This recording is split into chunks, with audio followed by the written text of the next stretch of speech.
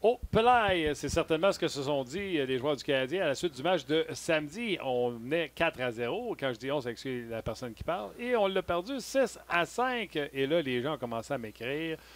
Price, Julien, en tout cas, tout le monde passe au cash, c'est sûr.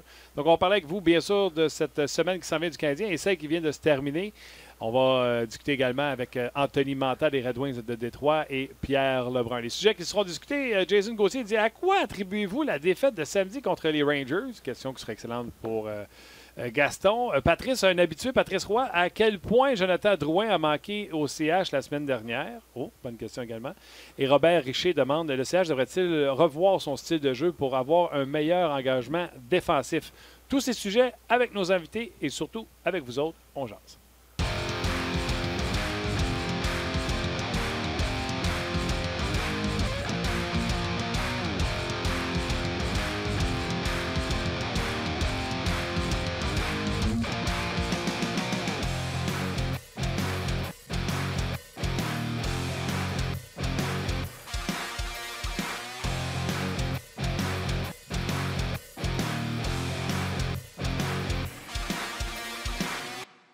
Bonjour et bienvenue à On Jase. Martin Lemay avec vous en compagnie de l'excellent Luc Dansereau. Hello, Luc! Salut Martin, mais je suis pas là par exemple. Mais je suis là. Ça, t'es pas là? Ah, je suis là. Salut. Ouais, t'es là. Comment vas-tu? Ça va bien, merci. Ouais, on va rejoindre Gaston Terrien dans quelques instants. Juste le temps de saluer Olivier, qui a une chip visiblement pris dans les dents. Hey, ça donne faim. Ça donne faim, c'est quand même. Bon midi. Bon appétit pour ceux qui nous écoutent. Oh! Très bon. Hey, je vais rejoue ça, allez. C'est un petit baveux. C'est un petit baveux. J'aime ça. J'adore ça. Merci. On va avoir Pierre Lebrun avec nous, Anthony Manta des Red Wings de Détroit et on va avoir également Gaston Terrien avec nous pour nous parler de cette, appelons un chien, un chat, une débandade du Canadien samedi dernier. C'en était... mais c'était le fun à regarder, par exemple. C'est bon, c'est divertissant, on va dire ça comme ça. Là. Aux médias sociaux, on a? On a Tim. Tim est chez lui aujourd'hui parce qu'il prend soin de sa petite fille qui est malade. Mais Tim est à distance avec nous autres aujourd'hui. Ah, bravo. Le monde, tu n'es pas obligé de savoir ça pareil. Hein? Ben, ben tu veux souligner le fait que... Qui travaille quand même. Même s'il s'occupe de... Bravo. Ben oui. Bravo. Bon, merci. Un gars d'équipe. Ben oui, absolument. OK. Il y a déjà plusieurs sujets. Oui, et puis il y a déjà plusieurs commentaires. Shoot. Non, mais je dis shoot dans le sens Shoot que pas. je vais réunir tout ça puis je vais vous laisser ça en ondes dans une couple de minutes en parlant avec Gaston. Là. Mais c'est sûr qu'il y a des raisons pour les gens sont choqués, là. Le Canadien a perdu. Ouais. Ça va, Martin? Ouais, ça va. OK, merci. J'ai une chip, moi aussi? Ouais. OK. C'est là, ça, là. Non, c'est correct. Là. Non. On va aller rejoindre Gaston d'abord. Là. Gaston, salut! Gas! Ouais, Ami Gaston, lève ton verre. Ah, on entend. Oui, ben oui. Gaston, comment ça va? Salut Martin, salut Luc, salut Tim, salut le petit cochon Olivier. Quand tu manges des chips puis je suis là, c'est impossible pour que tu m'en donnes. Là, je suis pas là. Profite-en. Ouais, les gars des Canadiens en ont peut-être mangé trop hier, samedi pendant la game, par exemple. Oui, j'étais au Centre Bell, puis j'étais dans différentes loges d'amis là, qui m'avaient demandé, puis tu sais, donne la main à un, donne la main à l'autre. La dernière loge que j'ai fait, il y a un type qui me dit, écoute Gaston, après la première période, notre hôte, qui avait loué la loge pour nous autres, était en beau maudit. Je commence ça. Le Canadien gagnait 4-0, puis il dit, il déteste le Canadien. Mais il aime venir au Centre Bell, puis s'amuser avec nous autres, fait qu'il payait la loge. Après le match... Lui, il était heureux, toute la gang pleurait. Le Canadien avait perdu 6-5, mais c'était inconcevable. Écoute, je pensais, moi, là, en première période, là, je pensais que ça va finir 7-8 à 1-2. Peut-être 2 buts qui vont marquer en fin de la deuxième ou fin de troisième. Mais c'était incroyable comment une défensive peut se relâcher aussi facilement. Puis l'implication des attaquants en repli défensif, c'était soit mal fait, pas agressif, en retard. En tout cas, fait en sorte que le Canadien a perdu vraiment 2 points de classement. OK, j'écoutais ce match-là en anglais et les gens disaient sur le réseau anglais, c'est plate parce que les Rangers, leur gardien de but, a gardé le but sur la tête à Ottawa puis ils se sont fait battre. Et là, ils sortent très fort. Carey Price fait arrêt, mais de l'autre côté, Georgiev n'a pas fait la job adéquatement. Et là, tranquillement, pas vite, Les Rangers sont venus. Ma question est la suivante, Gaston. Ça fait au moins une semaine et demie, 2 semaines que je défends Carey Price. Et je pense avec raison parce qu'il reçoit des chances de marquer A+. Il fait souvent le travail en début de match, sans problème. Mais là, défendez pas aujourd'hui. Aujourd'hui, écoute, ça serait une très mauvaise idée de ma part de le défendre. Alors que le Canadien jouait au début du mois de novembre, je vais te donner un exemple. Là, face au cas de l'Arizona, la moyenne à Carey était à 2,59, ce qui a été son plus bas cette année, avec un 914 de pourcentage d'arrêt, qui était presque son plus haut. Et depuis ce temps-là, sa moyenne, 2,64, 2,75, 2,77, 2,71. Oh, ça rebaisse, 2,65. Et là, il retournait à 2,75 avec les... même plus haut que ça. Il est rendu à 2,89 et un faible pourcentage d'arrêt pour la saison de 907. À un moment donné, je continue-tu à le défendre? Ou à un moment donné, il faudrait qu'il joue un peu avec l'énergie du désespoir puis qu'on le voit un peu des highlights comme on voit les autres gardiens qui se garochent un peu plus à gauche et à droite. Bien, premièrement, tu as raison. Le gardien de but du côté des Rangers de New York n'a pas été un grand gardien de but, mais on s'en occupera pas. Le Canadien a pris les devants 4-0. Il s'est ressaisi en plus. Oui, il s'est ressaisi. Puis Carey Price, pour moi, avait bien commencé le match. Surtout les 2-3 premières minutes. Rappelez-vous, là, du côté de New York, ça bourdonnait. Bang! Le Canadien marque un but d'Omi. Mais ils ont eu quand même quelques bonnes chances. Puis j'ai trouvé que Price était concentré de tout ça. Et là, j'aurais pris n'importe quel pari. Gaston, veux-tu gager 100 000 que les Rangers vont gagner? 4-0 avec Carey Price. Impossible. Gamine de 100 000. Doublé, si tu veux, mêlant en US, mêlant en euro. Paf, ils perdent le match 6-5. Et moi, je pense que, je ne dirais pas qu'il était faible, mais il y a 2 buts qui devaient s'en vouloir énormément. Par contre, pourquoi je vous ai tout dit ça? Moi, je pense qu'à chaque match, Carey Price, vous allez me dire, il fait 10 millions. On le sait, là, il fait 10 millions, point 5.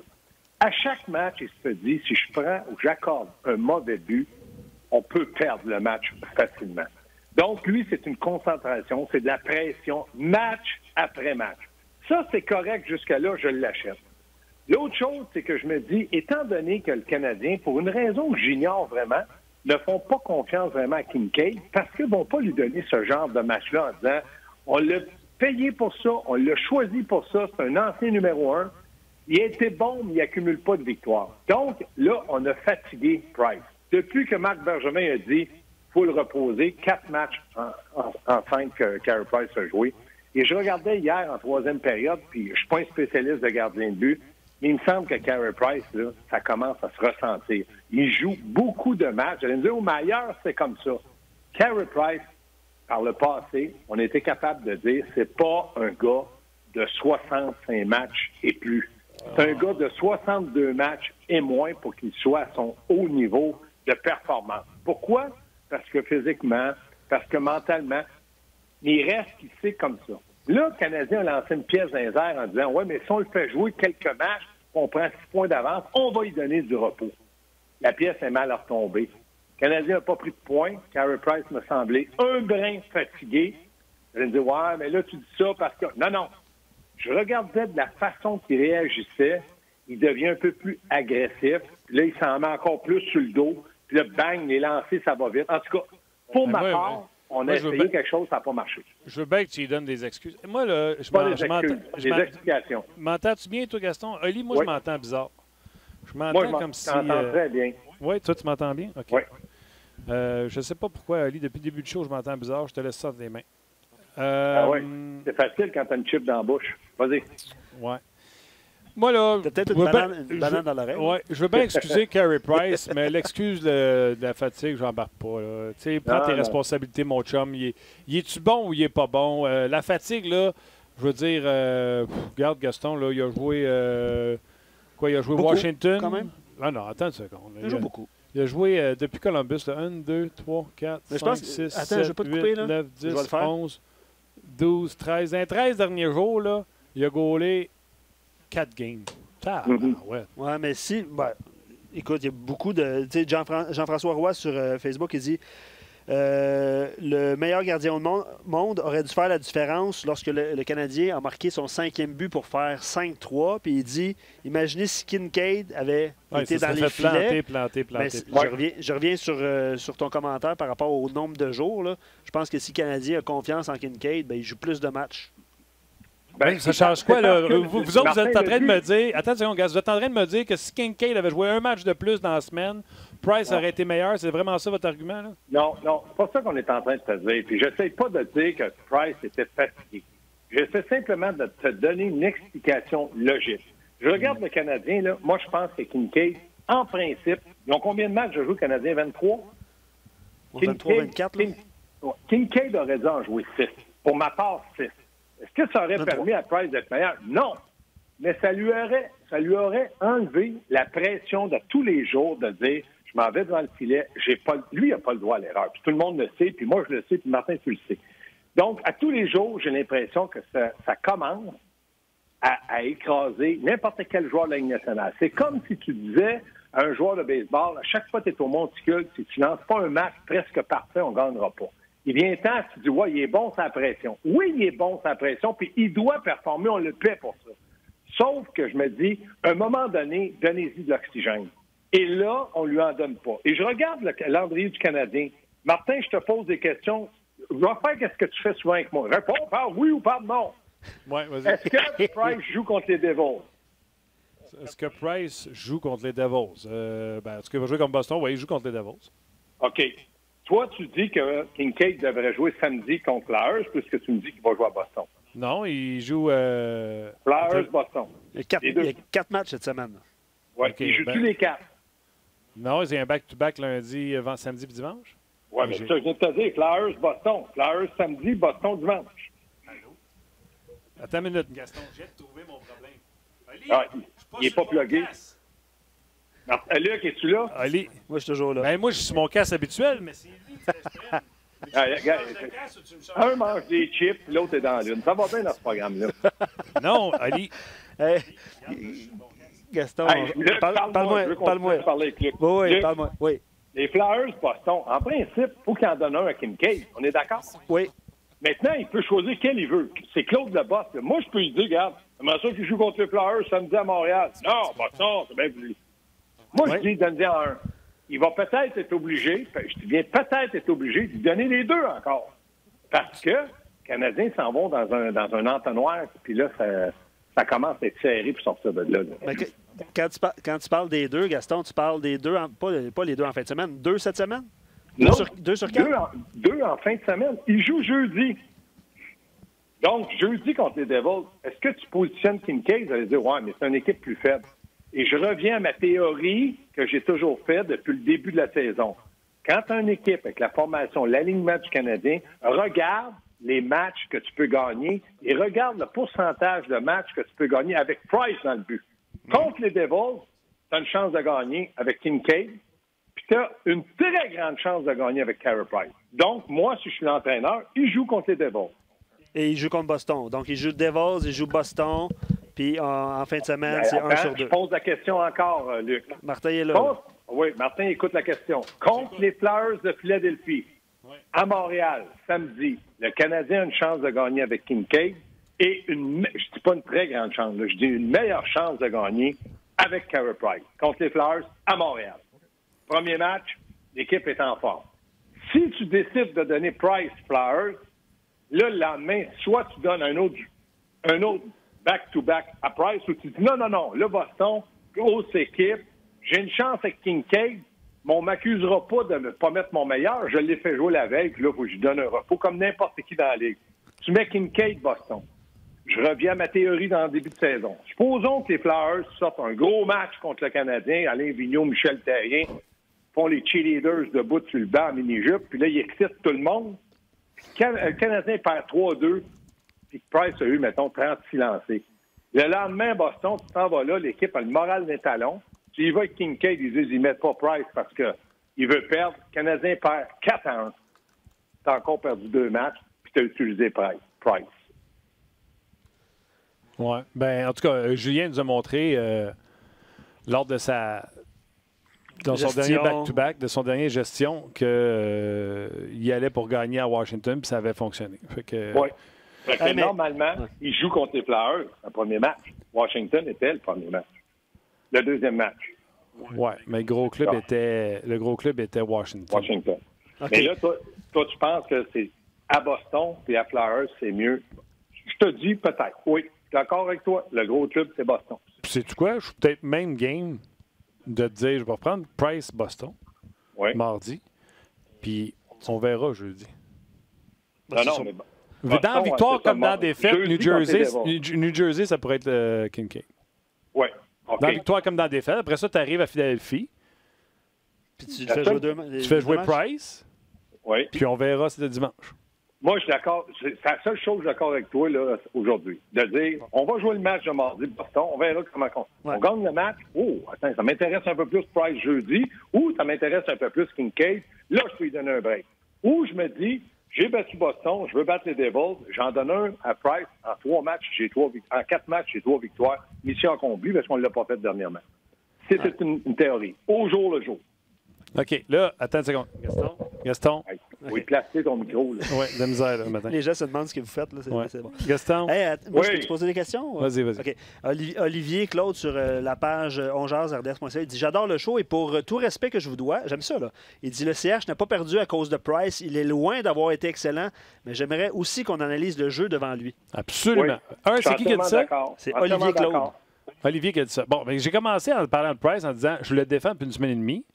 Est-ce qu'il faut continuer à le défendre ou à un moment donné, il faut se rendre à l'évidence? » Moi, je pense qu'on est rendu à l'évidence de faut qu'il en fasse un peu plus. Par contre, le monde en avant. Oh, pas bien, là. Là, c'est des chances A+, puis ça rentre là-dedans comme le vent dans un moulin. Oui. Il reste que, Martin, défensivement, c'était depuis le début de l'année, une des forces de frappe du Canadien, c'est-à-dire d'être moins longtemps possible dans sa zone, de ne pas donner trop de revirements, de ne pas faire trop de surnoms. Et là, contre les Rangers, tout a pété à partir de, je pense, le milieu de deuxième période, là, quand ils ont commencé à marquer un but, 2 buts. Ça, c'est un fait. Mais c'est arrivé, moi, je pense pas que c'est arrivé 3 fois cette année. C'est arrivé 1 fois ou 2. C'est dommage que ça se soit arrivé comme ça, mais c'est arrivé contre les Rangers de New York. Mais rappelez-vous, il y a quelques saisons, on les avait joué le tour aussi. Mais moi, je regarde ça, là, puis là, il y a une chose qui commence à me fatiguer. Moi, le Cousin, Will puis Hudon sur le premier avantage numérique, là, c'est bien beau, là, mais quand je regardais le Canadien puis j'ai vu Hudon plonger en avantage numérique, il était arrivé en retard puis ils ont marqué. Non. Là, à un moment donné, moi, je ferais un avantage numérique avec Dano, parce que t'as pas le choix. Dano, Gallagher, Tatar, Domi, Weber. Puis l'autre, on verra, puis ils vont rester 1 minute 20, 1 minute 30 à la place. Mais là, commencer à vouloir jouer la chèvre et le chou, là, ça, je comprends pas ça. Puis je trouve que là, ces gars-là, ça les rattrape. C'est des gars de 3e, 4e trio. Faut arrêter. Oui, mais là, tu vois, c'est la partie, moi, je serais pas d'accord. Parce que je trouve que les deux avantages numériques ont été menaçants, ont tourné en rondelle, ils ont eu des chances de marquer A+. L'affaire de Hudon, la faute est à Hudon. La rondelle est déjà récupérée par le gars des Rangers. Hudon, qui était à la pointe, a descendu. Et le gars des Rangers prend la rondelle, revient sur ses pas avant même de sortir la rondelle. Puis Charles a encore les 2 pieds parqués sur la ligne des buts, alors qu'il était le gars qui était à la pointe, qui était descendu pour le backdoor. Fait que Hudon, là, il n'aurait jamais dû rester mobile sur la ligne des buts. Je viens de te le dire, Cousin, Will, puis Hudon, puis l'affaire, c'est l'avantage numérique. Oui, mais ça a été productif. Menaçant, c'est passé pour moi. Il faut qu'il produise. Le Canadien a besoin de son avantage numérique. Fait que juste menaçant, là, c'est passé. C'est comme un chien qui jappe, il te mord jamais. Arrête de japper, puis saute à la gorge, puis l'étrangler. Mais c'est ça, là, OK. Il faut que tu aies l'instinct de tueur. Puis là, Canadien, ça nous donne un certain rythme. Hey, mon œil, le rythme, moi, je veux des buts en avantage numérique. C'est ce qui fonctionnait en début de saison. Mais il ne faut pas garder toujours le même pattern. Les autres équipes le voient. Il faut changer. Moi, je me donnerais une chance d'avoir un avantage numérique. Il faut juste dire, il était menaçant. Au contraire, je voudrais qu'il soit productif. Puis je me demande jusqu'à quel point ces gars-là, à part de travailler très fort, puis je ne leur enlève rien dans leur rôle, ils n'ont pas d'affaire sur un avantage numérique. OK. On a vu Mike Riley aussi, un avantage numérique. Hein? Lui, c'est le seul gars qui mange des hot dogs, puis après ça, il s'en va les dueller à la glace, c'est un avantage numérique. Je comprends rien dedans. Il était bon? T'as pas aimé? Très bon. À l'image de Mike Riley. Hein? Très à risque, mais des flashs. Exactement. Patine, pas à peu près. OK. Frank de Tank qui dit « J'aimerais savoir ce que vous avez pensé de l'avantage numérique. Pour ma part, j'ai adoré tous les avantages numériques, même s'ils n'ont pas marqué. J'ai aimé Hudon à la pointe, Riley aussi. Les 2 vagues ont passé beaucoup de temps à son adverse avec beaucoup de chance. » Ben oui, mais c'est correct. Mais s'il avait marqué un but de plus ou pas de m'accorder un, bon, ça peut-être encore au Centre Bell en Oui, mais attends une seconde, Gaston. On en a marqué 4 là, avant que la chaîne débarque. Je veux dire, ça en prend combien là, pour avoir l'instinct du tueur? Faut pas qu'elle débarque. C'est le pain et le beurre du Canadien. Carey Price qui fait les arrêts, l'avantage numérique qui donne au moins 1 ou 2 buts par match quand ils ont 4-5 occasions. Non pas, ils ne peuvent pas marquer. Oui, mais tu n'as pas besoin de marquer un but en avantage numérique. Si tu en as marqué 4, tu mènes 4-0. Moi, il n'y a aucun blâme que je veux mettre sur l'attaque, sur l'avantage numérique. Des avantages. Ben oui, Martin, là, arrête. L'attaque, là, c'est pas juste les défenseurs. Là. C'est l'attaque qui a été irresponsable défensivement aussi. Là. Oui, de ce côté-là de la rondelle, je suis d'accord, mais je veux dire, ils ont marqué assez de buts pour gagner. Oui, mais quand tu marques des buts, je suis d'accord avec toi, pour gagner, il faut que tu sois capable de jouer selon le pointage et non de commencer à dire, ben là, si j'en marque un autre, j'ai un tour du chapeau comme ça, là, c'est pas si peu ma saison parce que tu parlais de contrat de Bergevin. Moi, là, Max Domi, après le match, là, l'avez aimé, qu'est-ce qu'il a dit à la conférence de presse? Non, faut travailler plus fort, faut en donner plus. C'est sûr, lui, il a 2 buts de passe, ils ont perdu 6-5. S'il y avait eu 0, pense qu'il aurait parlé aux journalistes, il boudait. Là, il boudait plus, il a 2 buts de passe. Allô? C'est un bon point. Allô? Allô? Oui, je suis là. Oui, ben, c'est ça, allô. Quand je dis allô, toi, tu dis plombe. Non, je suis là. Et puis Gaétan Girard rajoute. Puis là, on a parlé un peu d'attaque. Puis Lekonen 2 buts en passant, ça fait du bien quand même. Là, la production était là. Mais oui, pour ça, il fallait que tu gagnes, c'est rare. Exact. Il dit Brandon Lemieux a niaisé tous les défenseurs du Canadien et personne ne lui touchait. Ouais. Et Max Coulombe sur Facebook dit la défensive était poreuse. La défensive était poreuse, oui. Il reculait beaucoup trop. C'était un peu plus immobile, plus lent. Donc, à partir de ce moment-là, on en a profité du côté des Rangers de New York. Le mieux, là, il joue comme son père. Domi joue comme son père. C'est des enragés, puis le mieux physiquement imposant. Fait que oui, mais il reste que, je reviens à ce que Martin dit, où j'étais d'accord. C'est vrai que Price doit être capable de faire, surtout le dernier but, il l'a échappé. Bon, il l'a échappé. Mais il ne fallait pas qu'il l'échappe. Ça, je suis d'accord. Mais qui a perdu la mise au jeu? Kotkaniemi. Oui, qui avait fait un icing avant. Qui avait fait un dégagement refusé avant, puis là, il s'est ramassé avec la mise en jeu, puis il n'a même pas passé proche de l'avoir. Des beaux flashs de Kotkaniemi avec Udon. Tu sais, je t'en avais parlé vendredi en disant, Caroline, quand ces deux-là étaient ensemble au entraînement, pas cette année, l'année d'avant, on dirait qu'il y avait quelque chose qui marchait. On dirait que quelque chose-là est revenu. Mais malheureusement, des erreurs ici et là que Claude Julien a soulignées. D'ailleurs, les erreurs ont coulé, ont entre autres parties coulé le Canadien de Montréal. Claude Julien. Moi, je te cacherai pas, Gas, qu'il y a bien du monde qui m'ont écrit « Ah, Claude Julien, Babcock qui est disponible, c'est le temps de le changer. » Je suis malade, jamais. Attends une seconde. Moi, d'ailleurs, ça prend un coach francophone. Ça, c'est 1. 2, je ne suis pas prêt à lapider Claude Julien. Par contre, je vais te poser une question. Ottawa est venu à Montréal, ça allait pas bien. Changer les lignes, on gagnait. Rangers sont venus à Montréal, changé les lignes, ont amené Kreider avec Lemieux, puis c'est avec Lemieux, non, c'était avec Panarin puis Strome. Ouais. Strome a une passe sur le but de Panarin, en tout cas. Là. Puis ils ont gagné. Claude, il a changé quoi, lui, quand il a vu que la chaîne débarquait? Bien, je vais te dire quelque chose, là. Je ne veux pas le défendre, là, parce que je pense que Claude a de grande qualité, puis je pense qu'il y a des défauts comme n'importe quel entraîneur.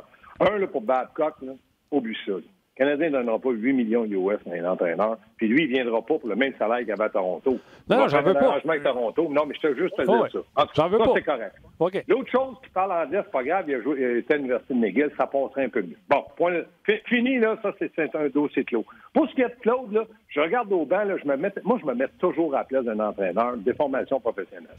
Je regarde ça, là, il est devant le banc, il dit, bon, Dano Gallagher, Tatar, let's go, stade là. Les trois en bas. Là, il dit, bon, faut que je me fasse une ligne. Pierre Gervais, je suis trainer. Excuse, je pensais que tu jouais à gauche. Bon, il y a les Kurt Muller au centre. Ben non, ça fait 30 ans que j'ai arrêté. Bon, faut que je me trouve un centre. Il n'y en a pas.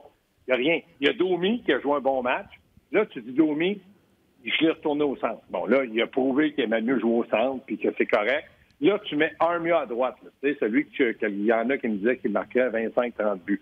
Peut-être, mais il n'est pas constant. Dans le moment où on en a besoin, on le voit moins.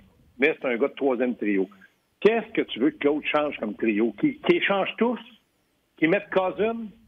Moi, je pense que Suzuki n'a pas joué un vilain match avec Domi, puis Lekonen ça a été un très bon trio, pas de farce. Donc, tu gardes ces deux trios-là, puis là, il t'en reste 6 qui peuvent être tous soit quatrième trio ou cinquième trio, puis il n'y en a pas de cinquième trio dans les nationales. Fait que tu fais comment, Martin? Tu dis, tu veux changer. Je suis d'accord avec toi. Là. Ça, je suis entièrement d'accord. Mais gars, tu changes attends pour une seconde. réveiller un trio qui dort offensivement. Tu ne changes pas pour réveiller un quatrième trio qui ne te donne jamais rien. Gas, je t'entends, Oui. là, puis ce que tu critiques, c'est la profondeur. Tu veux qu'on change Oui. qui pour qui? Je t'entends. Oui, c'est la profondeur. Ottawa, Moi, je dis que les Canadiens attends une doivent être seconde. en mode besoin d'aide. Oui, mais attends une seconde. Le département profondeur, puis tu peux pas faire le changement parce que tu n'as pas de profondeur. S'entends-tu que Ottawa en a moins que nous autres? Là? Puis ils ont changé pareil, ces lignes? Oui, je le sais qu'ils les ont changés, mais je pense qu'Ottawa, c'est des jeunes. Eux autres, là, j'ai l'impression que Claude Julien, il veut toujours aller chercher la victoire, puis c'est normal. Mais à Ottawa, ils disent, on veut la victoire, mais fait du bon développement avec nos jeunes. Claude, lui, il fait pas ça. Lui, il veut la victoire, puis s'il peut, il va développer. Puis là, je regarde Kotkaniemi, gros point d'interrogation, je suis très inquiet. Il ne progresse pas, il régresse. Est-ce que la solution, c'est Laval? Aujourd'hui encore, je te dis non. Mais il faut qu'il l'entoure. Donc ça, c'est Marc Bergevin. Il faut qu'il trouve quelqu'un. Moi, je pense que Lekonen avec Kotkaniemi peut l'aider. Pourquoi? Les lacunes défensives de Kotkaniemi, Lekonen peut les rattraper, puis c'est un bon patineur. Mais ça prend un ailier droit un peu plus productif. Puis là, on a Will. Moi, je pense que c'est Marc Bergevin. Puis là, je ne suis pas en train de paniquer. Je vous dis, pourquoi, la question que je pose, c'est pourquoi, quand l'équipe allait bien, puis que moi, le beigne à radio, qui ne mangeait pas de chips, mais des beignes, qui vous disait, moi, toi, encore transaction. Oui, encore transaction pour le présent et le futur. La valeur de mes joueurs est élevée. Je vais essayer de m'aider pour aller chercher quelque chose pour aider mes jeunes. Qu'est-ce que je peux faire? Qui je peux aller chercher? Ça ne se fait pas des transactions. Bon, ça ne se fait pas à part Canadien, parce que tous les autres en font. Moi, je dis que là, maintenant, la valeur de certains joueurs baisse. Là, ça va être très dur. Puis tout le monde l'attend qu'un pic qu'une perte. Moi, c'est ça. Il n'y a pas d'autre solution. Comme tu dis, Martin, il n'y a rien à Laval qui peut venir nous aider. Fait que tu joues avec qui? Ben, les commentaires sont partagés sur notre site par rapport à ça. C'est Tu sais, sûr. je sais qu'on a un ton alarmiste, là, c'est juste une défaite. Là. Non, pas du tout. Si on l'avait fait quand le Canadien gagnait, quand il y avait là, dans les 15 premiers matchs, tout le monde disait, hey, là, il disait, je suis très à l'aise avec cette équipe-là, c'est une bonne équipe, ça patine. Armia joue du gros hockey, t'es arrivé en forme. Là, on vantait les gars, gros, mais le bras. Mais quand ça se met à perdre, là, tu te dis, ouais, mais là, tu vas échanger Armia. Ah ouais, mais là, on va avoir quoi pour ça? Oui, mais les gars, c'est pas des fous. Il n'y aurait pas eu plus quand le Canadien gagnait. Là. Ben, le monde sait que c'est. si tu avais donné ton premier choix, puis faire je reviens, j'ai l'impression de radoter.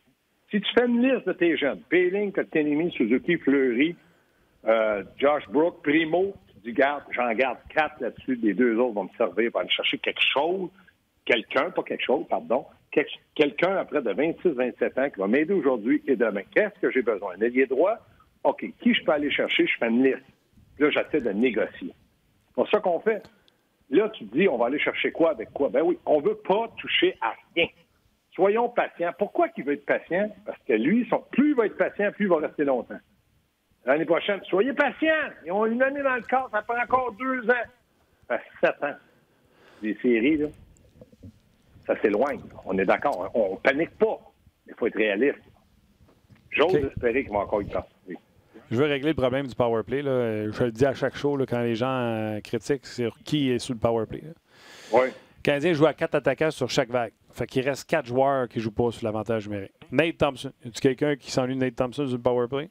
Il n'a jamais scoré en carrière. Quand tu es blessé, tu ne joues pas avec 8 attaquants. Tu joues avec 6 attaquants. Vas-y, continue. OK. Fait que personne ne s'ennuie de Nate Thompson. Il n'a jamais scoré en carrière en avantage numérique. Cousin n'a pas joué en avantage numérique au dernier match. Lekonen n'a pas joué en avantage numérique au dernier match. Je pense qu'il a marqué 2 buts au dernier game, là, mais je pense que personne ne voulait voir Lekonen sur le powerplay, tirait 14 pieds à côté. Il n'y a personne qui voulait le voir sur le deuxième trio vendredi, de toute façon. Exactement. Et l'autre qui n'a pas touché à l'avantage numérique, c'est Philippe Danault. Danault, si on ne fait pas jouer son trio complet, on ne joue pas en avantage numérique. Par contre, quand on parle de changer les lignes, puis on va vanter Claude quand il fait des bons coups. Souviens-toi, là, la mise en jeu, remportée en territoire adverse, le Canadien va retirer son gardien, c'est Danault. Là, la mise en jeu dans le territoire adverse, le Canadien a retiré son gardien de but. Max Domi est à la mise en jeu. Je veux bien croire qu'il aime le poste de centre, là. Mais c'est pas Max Domi ton meilleur joueur de centre. Non. Surtout ses mises en jeu. Je suis d'accord avec toi. Je me rappelle pas, là, mais il y avait 2 centres à la place, Domi et un autre. Oui, c'était pas Danault. C'était pas Danault, assurément. Il fallait que Danault soit là. Premièrement, si ton gardien de but était enlevé, là, parce que j'ai pas toute la séquence dans la tête, si on était à 6, partons qu'il était à 6, Oui, c'est ça. Si on était à 6, j'espère que Dano, il peut être 26. Là. Tatar doit être là. Domi doit être là. Gallagher doit être là.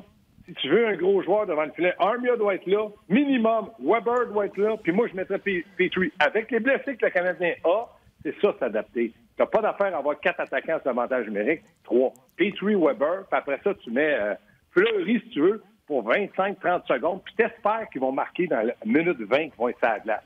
Oui, non, c'était ça. C'était Weber et Petrie quand le gardien de but est enlevé. Mais... Bon, mais moi, je pense comme toi, Dano avait d'affaires là comme deuxième centre. Parce que s'il arrive un problème au centre, que Domi réagit trop vite, puis ça peut arriver, il faut que Dano soit là. Si c'est pas ton premier centre dans ta tête, tu as un avantage numérique en zone ennemie quand tu tires de l'arrière, il doit être nécessairement ton deuxième centre. Ouais, certains auditeurs nous écrivent que c'était Jordan Whale qui était là. Ah! Capable de prendre des mises en jeu. Ouais. Ouais, mais la première chose que tu dois faire quand c'est un arrêt de jeu, c'est de gagner la mise au jeu. Ta deuxième chose, c'est ton temps de réaction. Puis ta troisième chose, c'est de t'installer. De ne pas paniquer, prendre un mauvais lancer, puis que la rondelle sort, ou de prendre une mauvaise passe, c'est de t'installer. Donc, ça te prend des gars pour la mise au jeu, des bons vétérans qui vont temporiser, puis vont garder la rondelle, puis des gars qui vont avoir un temps de réaction. Mais moi, le temps de réaction, pour ma part, quand j'étais entraîneur, je le disais aux joueurs, moi, votre temps de réaction, là, soit tu es un marteau, ou soit tu es un joueur de hockey, puis je pense de tous des joueurs de hockey, donc tu dois réagir rapidement. Parce qu'il faut sauter, il faut réagir pour récupérer la rondelle, il faut y aller à 2 pas à 3. Tout le temps. Tu suis le puck pour le récupérer. C'est pas de te positionner pour marquer. Ça, c'est ce que tu dois faire, c'est un avantage numérique. Maintenant, je ne sais pas comment on peut expliquer le fait qu'on a mieux avoir un Wheel qu'un Dano. Ça, je ne peux pas l'expliquer. C'était d'ailleurs une paquette droitier, Armia, Will, Gallagher et Domi avec les 2 défenseurs droitiers. Donc, on avait overloadé le droitier. 5 droitiers et un gaucher. À un moment donné, le Dano, il est gaucher. Bien là, je vais y envoyer un texto puis je vais lui dire, tu lancer de la droite à l'entraînement, comme ça va peut-être être juste un avantage numérique. Mais je suis d'accord avec toi, Martin. C'est hallucinant. Puis Dano est capable d'être productif parce qu'il est à un point de sa carrière où il est patient avec la rondelle, il a de la maturité. Parce que c'est monsieur parfait. Non, mais là, tu n'as pas Drouin puis tu n'as pas Barron. Puis comme tu dis, Cousin, bien là, il y a Kotkaniemi, Hudon, ça n'a pas d'affaire là. Mais là, il a mis oui. Moi, s'il n'y avait pas de droitier, je pourrais trouver l'excuse. Là, mais là, il ne faut pas trouver une excuse. Là. OK, buddy, on va recharger puis on va recommencer ça demain. Ce sera un jour de match, donc on verra comment le Canadien, puis souvent, rebondissent contre les bonnes équipes. Fait qu'on s'en jase demain. Quand ils ont un genou à terre, ça, c'est vrai, ils savent se relever. Parfait, les amis. All right, buddy. Salut, Gaston. Bye. Encore à venir à l'émission, Pierre Lebrun et Anthony Manta, joueur des Red Wings, ou devrais-je dire, joueur malchanceux des Red Wings de Détroit. Le timing est un peu push, malheureusement, pour Anthony Manta de se joindre à nous, mais regarde, il va le faire quand même. Donc, chapeau à lui, on l'apprécie énormément. 2 questions avant de mettre fin au Facebook Live. Puis Martin vous a donné le rendez-vous là, pour Manta et Pierre Lebrun qui s'en viennent. Richard Fournier, il dit après le deuxième but des Rangers, je me suis dit que Claude Julien appelle un temps d'arrêt et remet les gars à l'ordre, ce qui n'a pas été fait. La question, il a été demandé en point de presse pourquoi pas de temps d'arrêt. Il a répondu qu'il avait réussi à passer son message entre la 2 et la 3. Ouais. Visiblement, il l'a passé. Il n'a pas été reçu. C'est ça. Pascal se posait la même question. Pascal Brisson, sur notre page On Jase, il dit pourquoi il n'a pas pris le temps d'arrêt, tout ça. Puis il rajoute, là, je comprends pas pourquoi les coachs aujourd'hui semblent réticents à utiliser leur temps d'arrêt. Il y a 4 pauses de 2 minutes dans la période. Si tu as déjà passé ton message là, est-ce que tu veux réarrêter le match? Est-ce que tu veux bousiller ton temps d'arrêt alors que tu tires de l'arrière ou que c'est serré? Peu importe la réponse. Moi, ma philosophie, c'est on coach dans le maintenant puis on verra tantôt. Là. Tu comprends-tu? Absolument. Fait que, si ça avait pu arrêter la glissade, tant mieux. Mais qu'est-ce que Claude aurait pu dire de plus qu'il n'a pas dit entre la 2 et la 3? C'est sûr. C'est un bon argument. Dieu seul le sait, le diable sans doute. Effectivement. Donc, on met fin au Facebook Live. On vous donne rendez-vous. On prend vos commentaires, évidemment, sur rds.ca pour la suite de l'émission. Oui, Anthony Manta et Pierre Lebrun seront là en direct. Donc, si vous avez des questions sur notre page On Jase, soyez les bienvenus. Raccroche? On raccroche. Voilà. Quelques commentaires. On va y revenir dans quelques instants avec vos commentaires sur le Canadien, évidemment. Oui, j'en parlais tantôt. Grande classe de ce bonhomme. Présentement, il est sur la touche, malheureusement. Et son équipe vit des moments pas faciles. Malgré tout, il décide quand même de venir nous jaser. C'est Anthony Manta. Salut. Salut, ça va bien? Ça va bien toi-même? Très bien. Merci beaucoup. Comme je le disais, ce pas des circonstances faciles. C'est peut-être pas la journée la plus fun pour faire une entrevue, mais on apprécie que tu prennes le temps avec nous autres. Il n'y a pas de problème. Anthony, parle-moi de ton début de saison. Tu étais, surtout quand on t'a vu à Montréal, non pas Anthony Mantha des dernières années, mais un joueur dominant sur la glace. Tu as dû aimer ton début de saison. Tout à fait. Je me suis préparé physiquement, mentalement durant l'été pour connaître la meilleure saison. Puis jusqu'à maintenant, c'est exactement ça que je fais. Offensivement, je suis capable de produire. C'est sûr que, point de vue de l'équipe, c'est pas les résultats qu'on voulait en ce début de saison, mais personnellement, j'essaie de faire mon mieux. Tu sentais quand tu étais. Tu sais, il y a ces joueurs-là. Tu sais, quand je dis que tu étais dominant, c'est ces joueurs-là que quand ils sautent sur la glace, on a l'impression qu'il va se passer quelque chose. Quand ça arrive, ces choses-là, c'est que tu es rendu à l'autre étape. Tu le sentais-tu dans ta game aussi qu'à chaque fois que tu étais sur la glace, tu étais une menace? Tout à fait. On parlait Dion, je parle de Bertuzzi, Larkin, mes coéquipiers de ligne.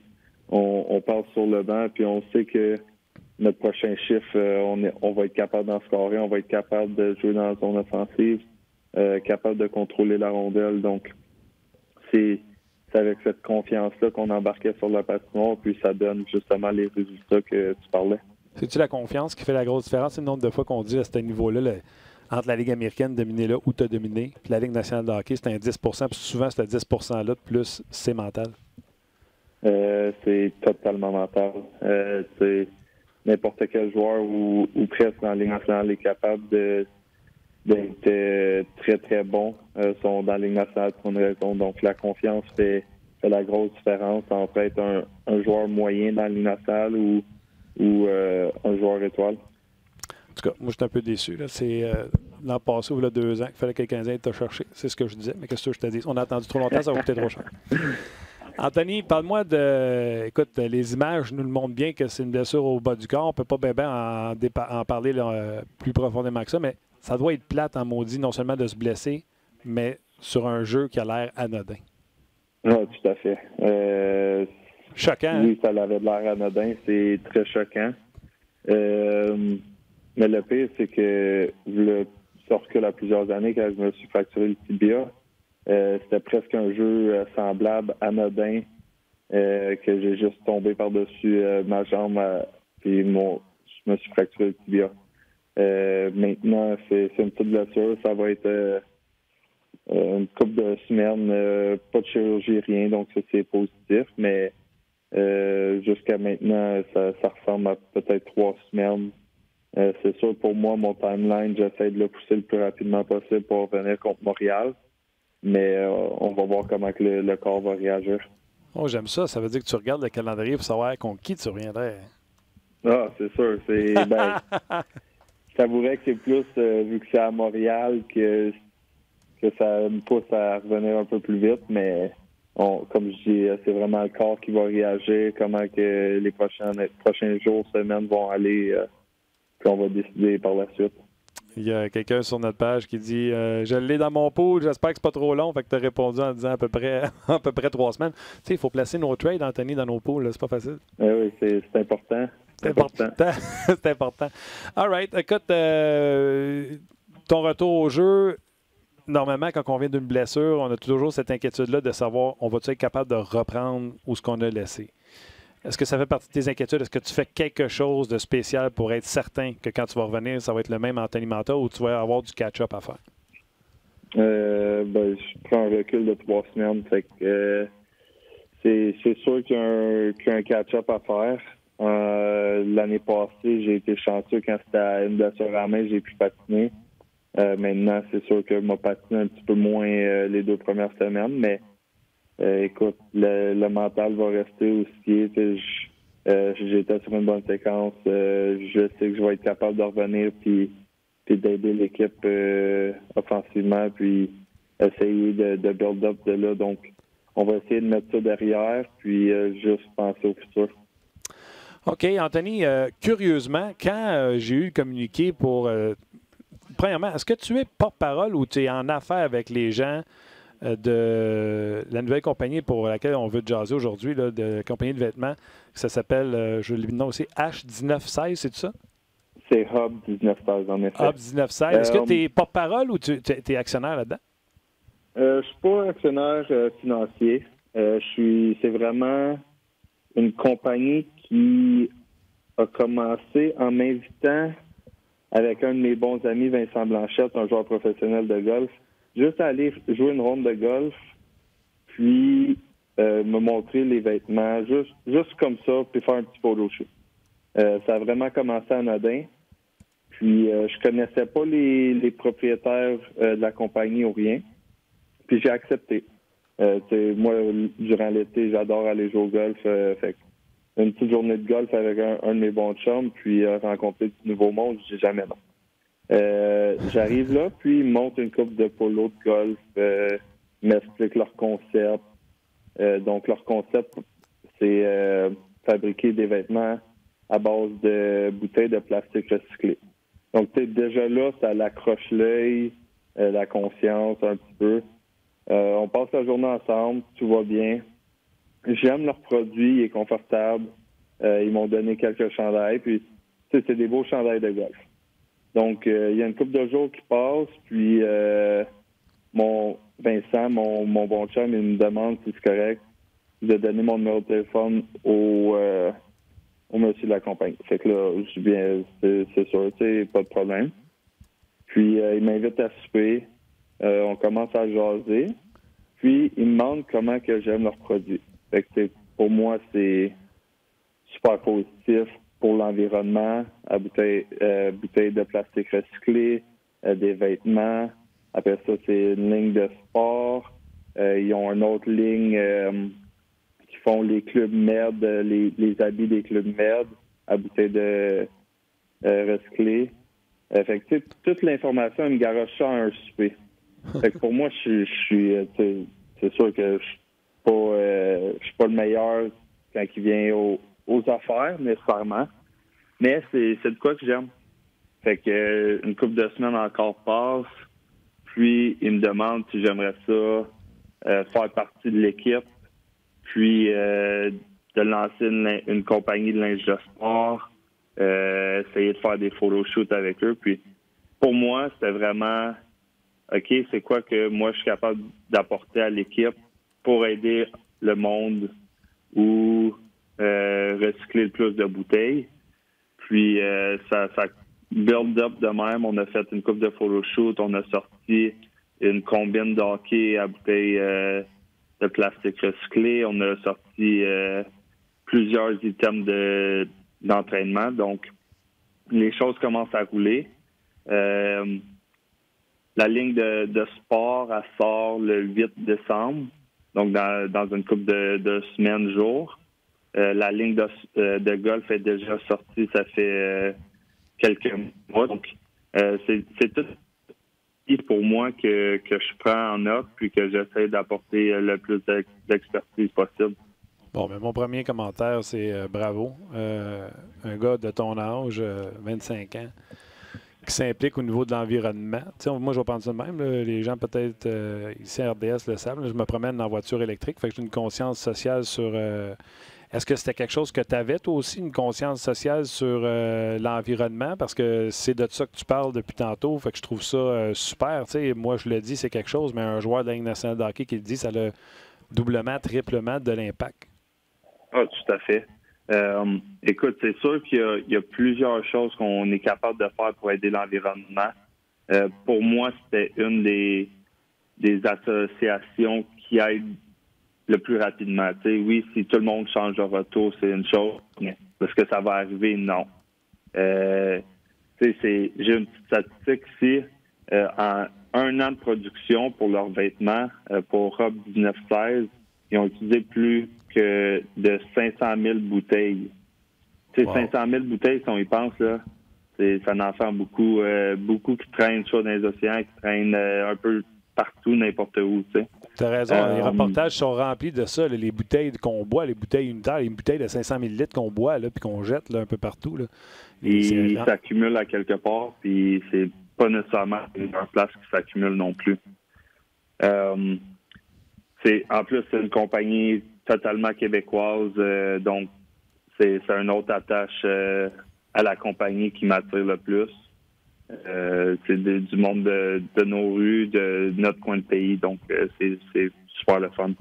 Bravo. Puis quand j'ai eu le communiqué, c'était en même temps, un journal, il y avait une petite fille, 21 ans, qui lançait sa compagnie de costumes de bain, même affaire, de bouteilles de plastique. Et comme j'ai envie de dire, regarde ça, cette fille-là de 21, Anthony qui s'implique à 25 ans au niveau de l'environnement, je trouve que c'est un message fort. Puis ça montre que notre jeunesse est impliquée, puis ça montre que la jeunesse care, tu sais, que la jeunesse veut changer les affaires.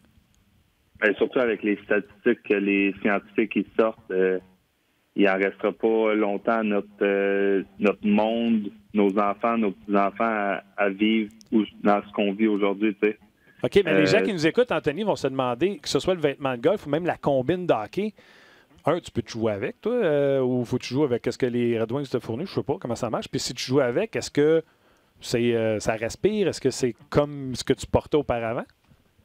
Je t'avoue que il y a plusieurs règlements au niveau des combines, mais il y a plus de règlements de ce qu'on démontre à la TV. Donc, c'est nos pantalons, les gants, le bâton, le casque, les patins.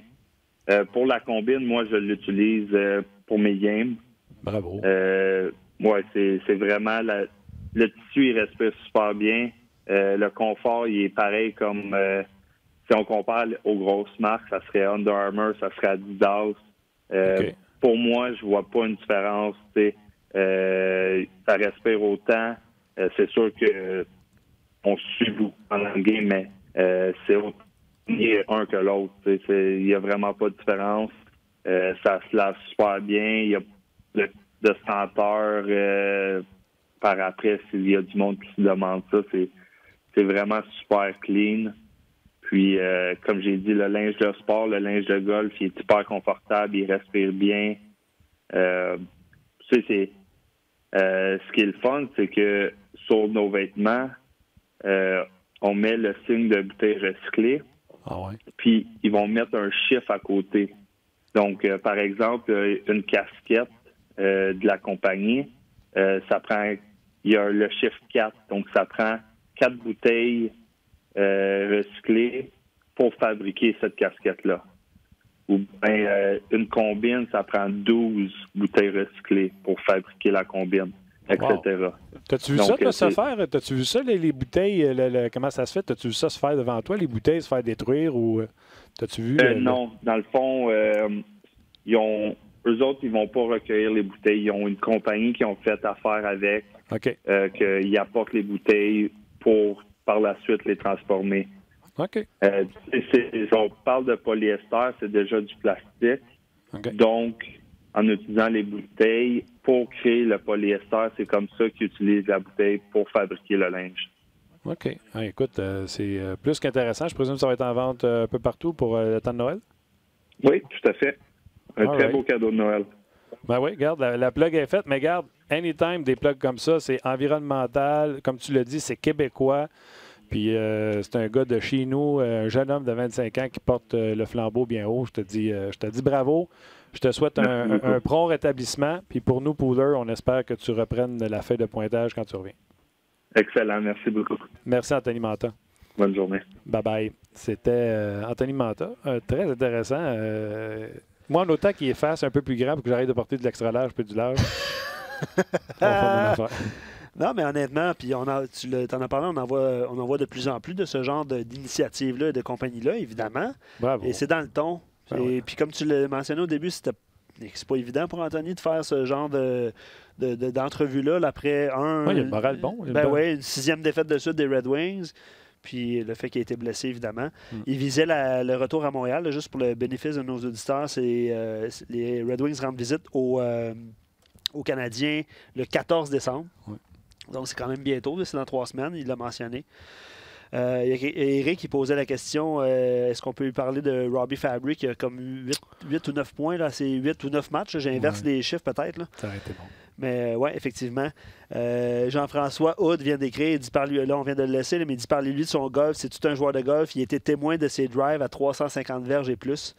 Possiblement pas en raison. Ça vient juste de rentrer. Ça vient de rentrer. Ça vient de rentrer il y a à peu près. Comment? C'est du bon stock, ça. Ouais, c'est super bon. Non. Mais oui, je pense que j'avais déjà vu quelques séquences, puis il frappe la balle. Oui, un gros bonhomme. On va le rappeler. s'entend. Puis les gens, évidemment, se sont mis à rêver à Anthony sur nos pages. On va le rappeler. Hein? Bon, on le rappellera pas là. Non, pas là, mais on va le rappeler. Ben oui, effectivement. On va aller rejoindre OK. Pierre Lebrun dans quelques instants. Oui. C'est comme je le mentionnais, là, en 2013, c'est Actarus qui écrit ça. Actarus, c'est ça? Oui, mais c'est lui que j'ai lu tout à l'heure. Ah, mais pour faire un échange? Non, Actarus, parce qu'il l'avait dans son pot. OK, mais c'est ça. Lui a rajouté qu'il rêvait qu'un joueur comme Anthony Mantha fasse ses débuts. Il est trop tard. Acquisition. Il est trop tard. Il allait bien, il va coûter plus cher. Avant d'aller rejoindre Pierre, là, je sais que ça vient de rentrer, c'est Kerfoot qui a été suspendu un petit peu. Combien de matchs? 2 matchs. 2 matchs Kerfoot, 4 matchs pour Bertuzzo. Ouais. Ça sera nos sujets pour commencer avec Pierre Lebrun. Salut Pierre. Comment ça va? Ça va très bien. Pas mal mieux que hier quand j'étais devant ma TV à regarder 2 équipes qui étaient supposées nous donner un bon show, puis à cause de la pluie, c'était exécrable. Oui, malheureusement, la pluie a tout changé, mais je suis fier des Cowboys. C'est pas facile de jouer à New England, puis ils ont joué un match très serré avec les Patriots, ça c'est sûr. Quelle est la fiche de Tom Brady contre les Cowboys? J'ai aucune idée, ça me dérange pas. 5-0. Ah oui, OK. As-tu entendu Jerry Jones après le match? Non, excuse, je suis en train de sortir ma chronique sur Leon Draisaitl, puis je veux pas mettre un typo là-dedans, et voilà, je l'envoie. On l'a live! On l'a live en plus de ça. C'est parfait, ça. Hein, il va pas pire, hein, le petit Draisaitl, là. Je comprends. Le meilleur compteur dans la Ligue, Macronic, finalement, regardait au fait qu'il a parlé avec Peter Chiarelli. Il a signé à son contrat. Puis, tu t'en rappelles, dans l'été de 2017, quand Chiarelli a donné le contrat à Draisaitl, il s'est fait planter tout partout pour lui donner 8,5 millions par année. Ouais. Ouais.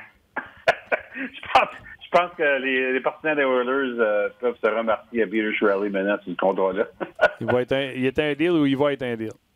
Hey, 8,5 millions par année pour un autre 5 ans et demi pour un joueur de 50 buts. Aïe, aïe. Un joueur de 50 buts qui, là, présentement, je pense, les deux ont atteint le cap déjà des 40 points chaque ou 45 points chaque. Lui et McDavid, donc tout simplement, ils sont tout feu, tout flamme. OK, on commence tout ça avec les suspensions de Bertuzzo et de Kerfoot. Oui, monsieur, on peut rentrer là-dedans. Sur le côté de Bertuzzo, je comprends comment que la Ligue s'est rendue à 4 games, mais moi, j'aurais aimé voir plus que ça. Je pense que c'était très dangereux. Ça vient d'un joueur qui, dans le passé aussi, avait eu des mises en échec dangereux. Alors, moi, j'aurais aimé 6 ou 7 matchs pour Bertuzzo, selon moi. C'était gratuit en plus. Hein? Le gars est à terre dans le fond du net. C'est vraiment la deuxième shot qui l'a blessé, puis la deuxième shot qui était vraiment non nécessaire. Oui, exactement. Puis sur le côté de Kerfoot, je suis correct avec 2. Je pense que la plupart des gens auraient prédit 1 parce qu'évidemment, Alexander Kerfoot, c'est pas un gars qui se fait suspendre très souvent.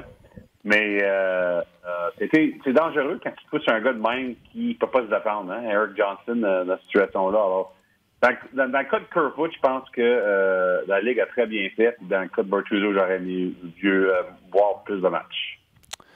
OK. On va rester à Toronto si tu le veux bien. La semaine passée, on en a parlé. Congédiement de Mike Babcock. Personne ne pensait que ça allait arriver. Et là, finalement, c'est arrivé au courant de la semaine. Je ne devrais pas dire que personne ne pensait que ça allait arriver. Je pense qu'on pensait que ça allait arriver quelque temps cette année, mais je pense pas vite de même. Oui, mais quand on en a parlé, tu nous as dit je pense pas que c'est dans les plans présentement. Et ça t'avait un peu raison parce que en point de presse, on nous a dit on en a parlé depuis 2 semaines, mais c'est depuis 48 heures que la décision était prise.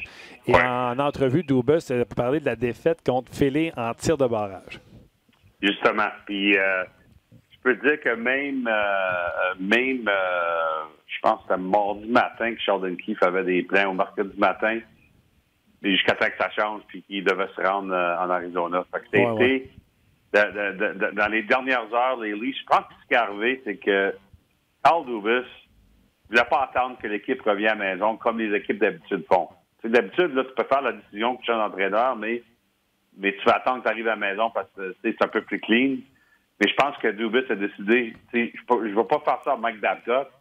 On a nos différences, c'est sûr, Mais je viens de faire ma décision. Je me sens fort de ça. Alors, on va annoncer ça aujourd'hui. Je pense que c'est une raison que ça a comme surpris les gens qui pensaient qu'il y avait un peu plus de temps dans cette décision-là. Parce qu'on regardait le calendrier, c'est sûr. Puis, n'oublie pas que c'est sûr que le plan au début de la saison, je pense chez Carl Dubus, c'était au moins de lui donner la saison à Mike Babcock. On est entendu là-dessus. Mais après que ça a commencé à aller de pire en mal, c'est que les joueurs, franchement, perdaient confiance en Babcock. Je pense qu'il a décidé d'agir vite. As-tu été... Moi, j'avais hâte de voir Brendan Shanahan. C'est son boy, Babcock. Fait que j'avais hâte de voir s'il allait être mi-figue, mi-raisin. Il était 110% all-in avec la décision avec Dubus, en prenant le crédit, pas le crédit, mais en prenant sur son épaule de dire on en a discuté, on en est venu à la décision de. Il a été très supporter de son jeune directeur gérant, qui lui n'avait pas choisi Babcock. As-tu été surpris, déçu, heureux de voir Shanahan prendre cette position-là? Ben, tu peux pas être surpris parce que n'oublie pas que tu dis que Babcock était le boy de Shanahan. Il n'y a pas personne qui est plus le boy de Shanahan que le jeune Carl Dubus, que Shanahan a pris toute une chance sur lui en le sortant du junior. Hein?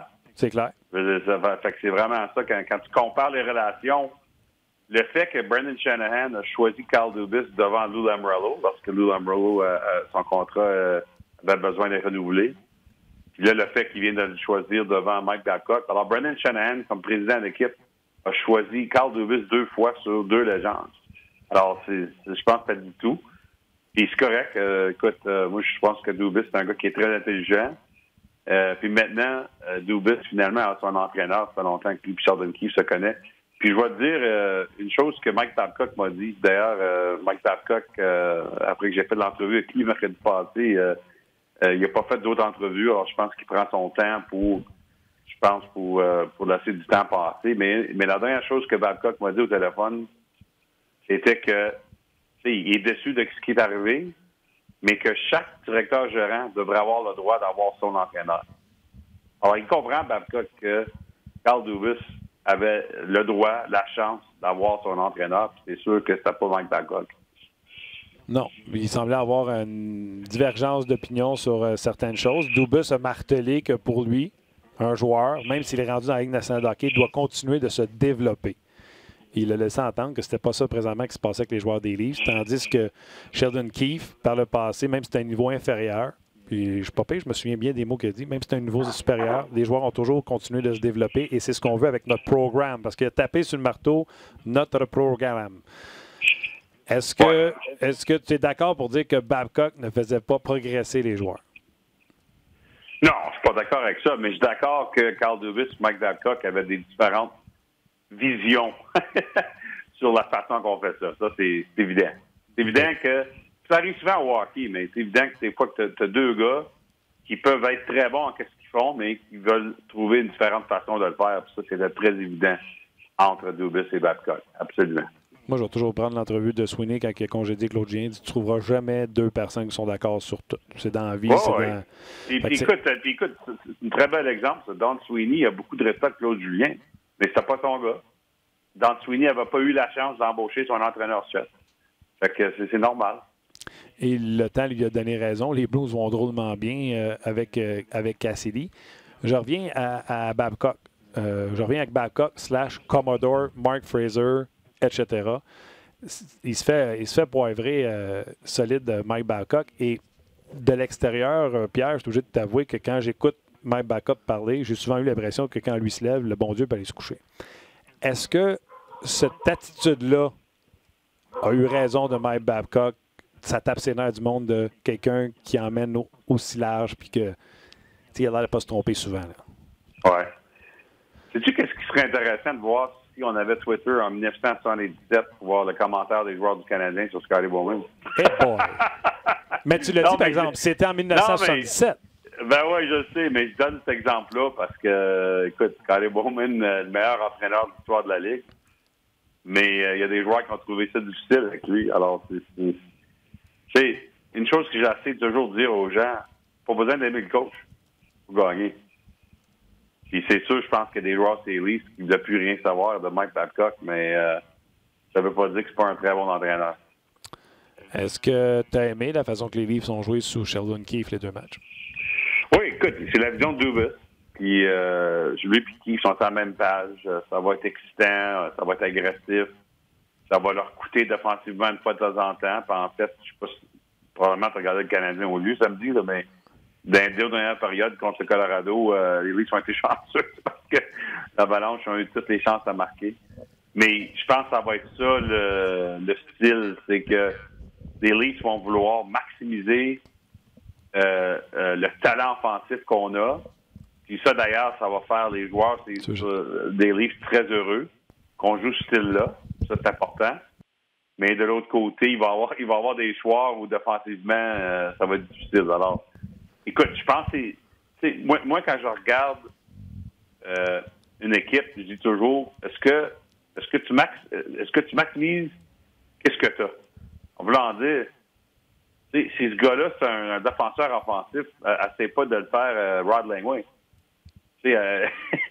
Faut que tu prends ses talents, puis tu lui donnes une chance d'être bon avec ça. Fait que, je vais te donner ça, je dis que Tyson Barrie a vraiment eu de la misère avec Mike Babcock.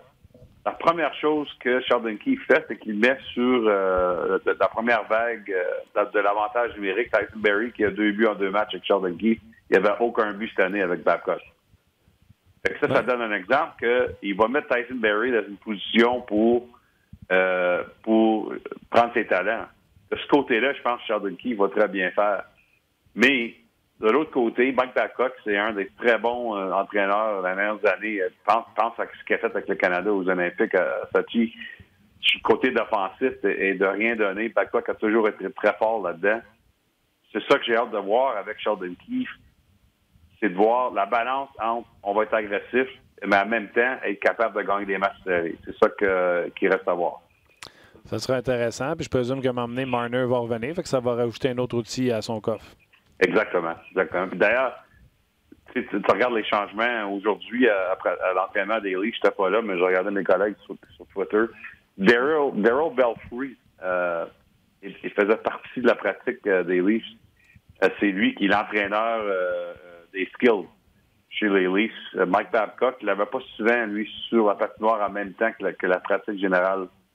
Et puis, je pense que c'est quelque chose que certains joueurs sur l'équipe voulaient. Puis là, ils l'ont eu aujourd'hui. Puis j'ai l'impression que ça va arriver de plus en plus.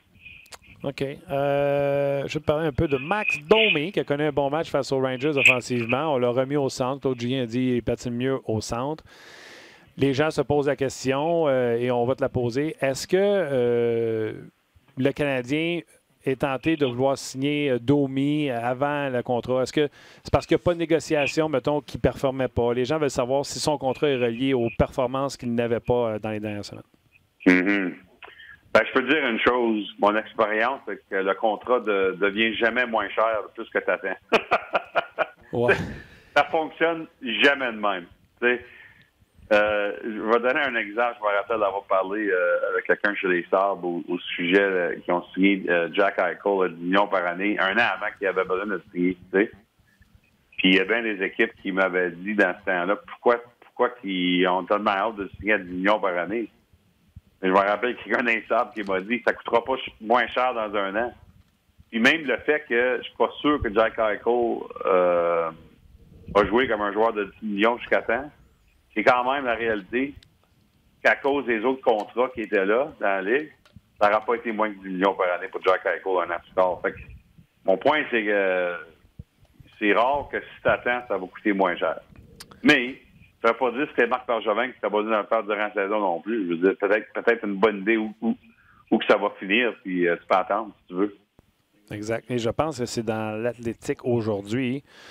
On expliquait, tu sais, pour Domi, le même nombre de points, le même type de joueur, à l'aile, signe beaucoup moins cher qu'au centre pour le même joueur. Que Domi, s'il jouait à l'aile, ferait moins d'argent que s'il termine au centre. Tu sais, ça joue-tu sur l'humeur du gars de dire « Hey, moi, je veux pas être ce gars-là à l'aile qui en fait moins. » Tu sais, de là, le questionnement des gens, tu sais. OK, mais qui tu penses qui demande cette question-là, excuse?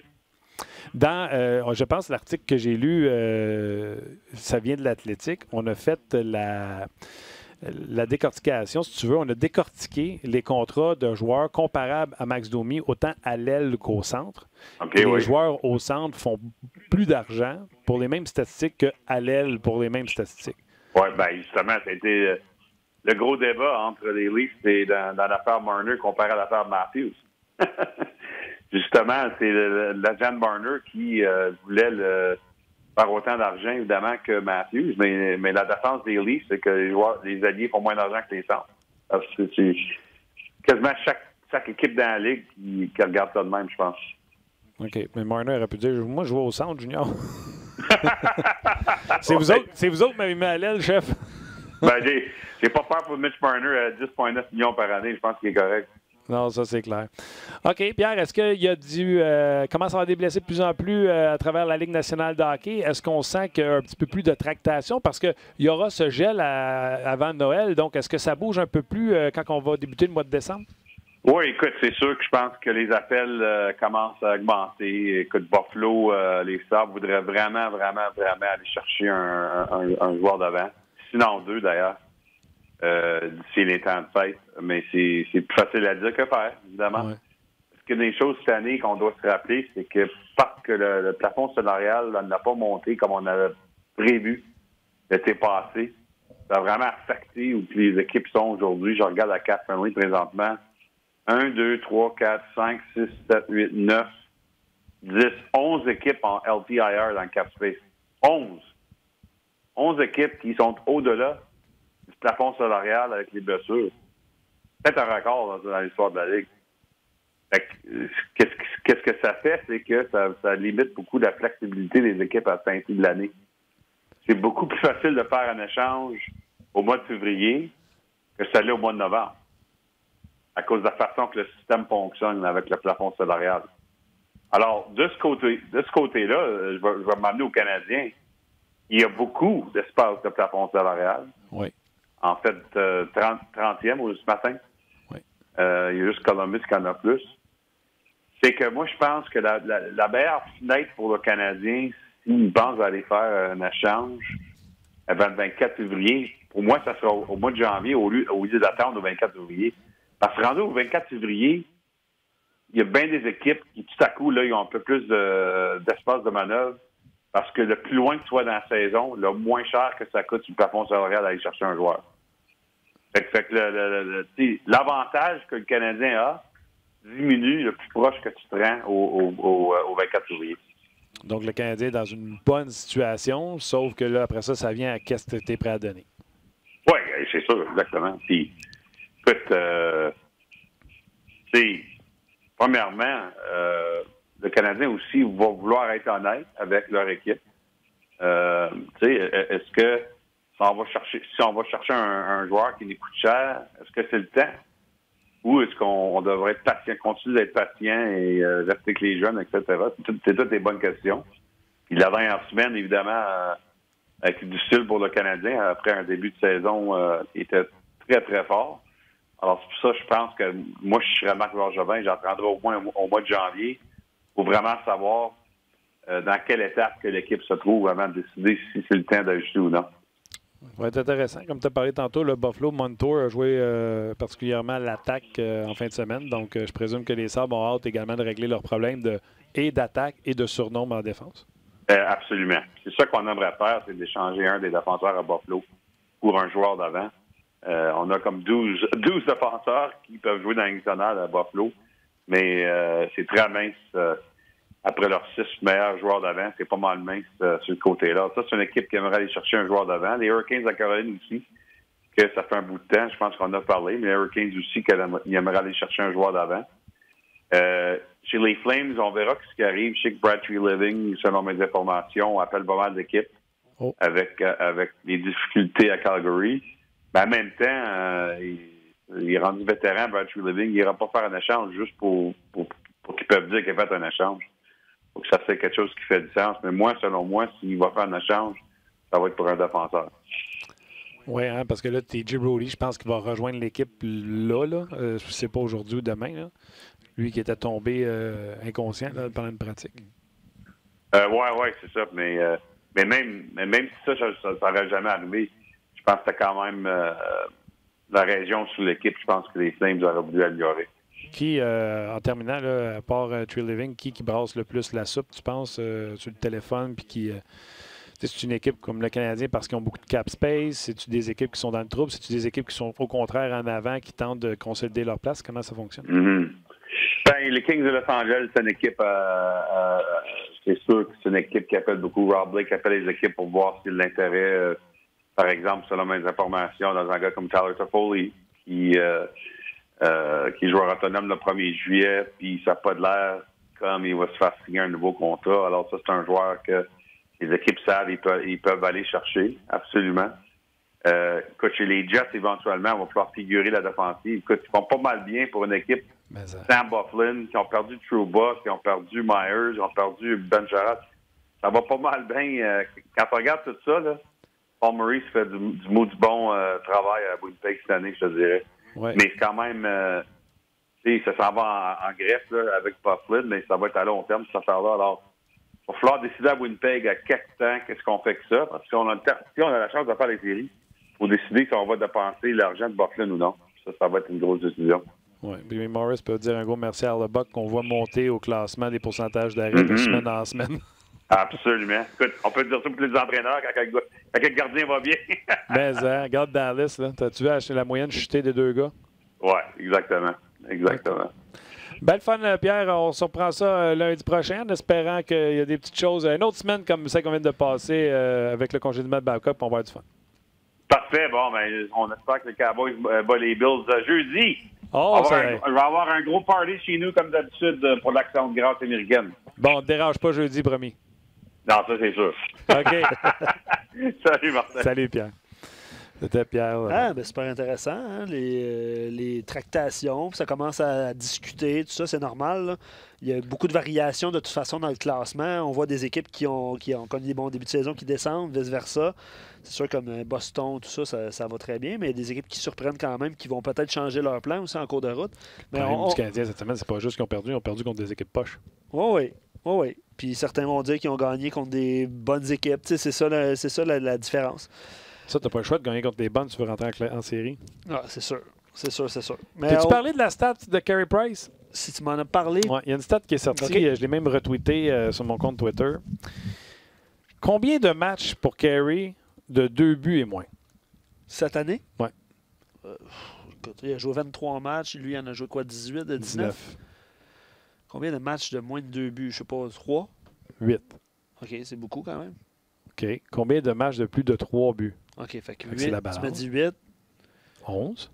OK, 3? Okay. 11 matchs de plus de 3 buts, okay. 8 de moins. Dans les 11 matchs de plus de 3 buts, 1 de 6, 2 de 5, 2 de 4, 6 de 3. 6 de 3, OK. Ouais. Mais ça comme tu veux, là. Les matchs où ton gardien de but donne 3 buts et plus, tes chances de gagner sont minces. Ouais. Les chances que ton gardien de but donne 2 buts et moins de gagner sont bonnes. 8, 11. C'est une bonne stat intéressante. C'est assez révélateur. Indépendamment, c'est à qui de la faute? Là? La défensive, les chances de marquer, Carey Price, bon Dieu, c'est ça la stat. Bon Dieu, il n'est pas... Ouais. Ben voilà, il y a un match sur nos ondes ce soir, sénateur Blue Jackets. C'est le retour d'Anthony Duclair. Non. Honnêtement, il joue contre son ancienne équipe. Match présenté à RDS. Il va jouer avec bien des équipes. Les Rangers, les Coyotes, les... Absolument. Et puis, complément d'information, j'ai vu ça avant de quitter Pierre, donc on n'a pas mentionné, mais Shane Gostisbehere va rater un deuxième match consécutif. C'est les gens, on veut Gostisbehere, Montréal. C'est ça. Il était LT Scratch le dernier match, puis semble-t-il qu'il ne jouera pas le prochain match des Flyers de Philadelphie. Donc, il a été supplanté par quelques défenseurs. Je pense que Sanheim est revenu. Ouais. Donc, c'est ça. LT Scratch à 4.5, là, ça fait mal. C'est ça qui est ça, la tonne. Des fois, là, c'est pas toujours rose dans les autres formations. Exactement. Gros merci à vous d'avoir passé votre heure de lunch avec nous. Demain, on mettra la table pour ce match Canadien-Bruins. Rien de mieux qu'un match Canadien-Bruins pour mettre la mine dans le crayon. C'est sûr. Et, qui va être ici, je pense, hein? Arrête donc. Je pense. Pour vrai? Je pense. Okay. Puis on va parler à Marc Denis demain en passant. Marc Denis et Guy Boucher. Ben oui. Va être plate. Soyez là. Olivier, à la mise en onde. Gros merci. Merci à toi, Luc. Yes. Merci à Tim également qui prend soin de nous sur les médias sociaux. Et on se rejase demain pour une autre édition de On Jase.